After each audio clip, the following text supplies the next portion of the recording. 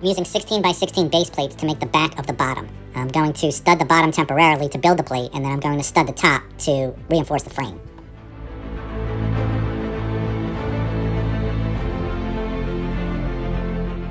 Now I have to build the support structure to the street level, but I also want it to be aesthetic, and now's a good time to add my lights on this level.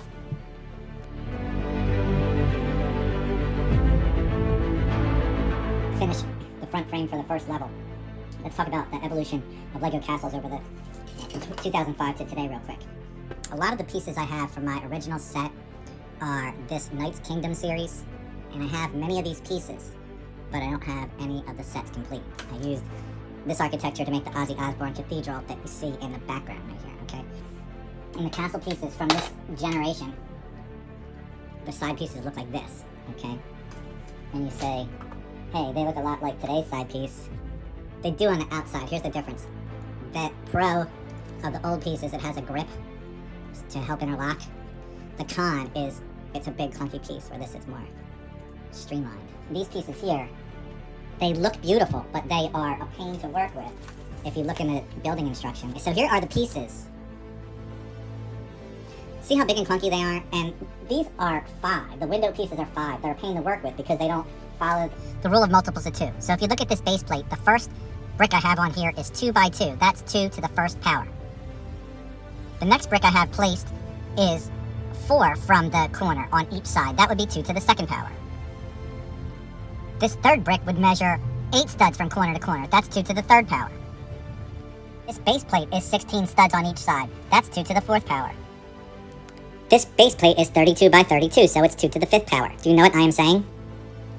So the reason that I was able to get this to match so easily is because everything is built to 16. It's 16 high, these are 16 long. The road plate, if I take the road out of here, okay, the road plates are, one's 32 by 32 and the other one's 16 by 16 times 2. I'm going to use this massive tower that I had on my last build. I'll reuse the pieces to form the support towers for the drawbridge. I already have the base of them started. We've already made a connection for this piece, and I'll show it to you. The problem is the rotunda. We'll come over here. It comes out too far. And I've beefed it up. It used to come up to here, so I can make it below the street level. This post right here represents the street level. It's 16 tall.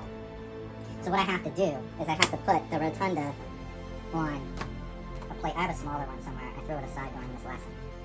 So that it'll interface here, and I'll get one that's 8, not 16, so that it'll overlap. I want it to come to here, because then I'm going to strip down the rotunda to here, and it'll be very easy to connect the support system to drop the removable plate. And the reason that I wanted to make this removable was for 3 reasons. 1, we still have to do the bridge infrastructure. This is far from complete. I just had that standing up there on a post. And 2, we want to be able to see the chariot race. And 3, the whole thing is going to be modular. The Lord of the Rings Dark Tower 9974 has this amazing piece that explodes. So I want to hang it right over the water inset that I did. And I'll show you how it works as soon as I'm done putting it together and attaching it to the frame. You guys hear that? No, I didn't hear anything. It sounded like an earthquake. An earthquake! Don't be ridiculous. Fail. I'm doing the illegal move. I'm going to build a platform for the middle. Using road pieces. Now, I'm going to run out of road pieces by doing this, but that's okay. I know where the Lego store is.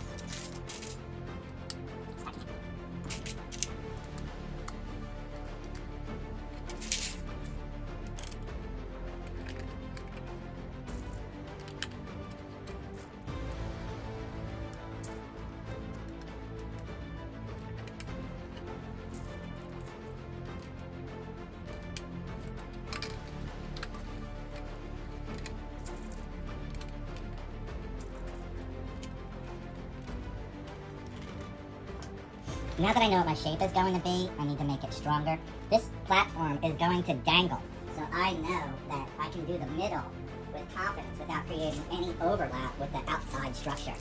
I mostly have light gray in this size, so I also have these big light gray, so I'm going to work in this size to strengthen the center.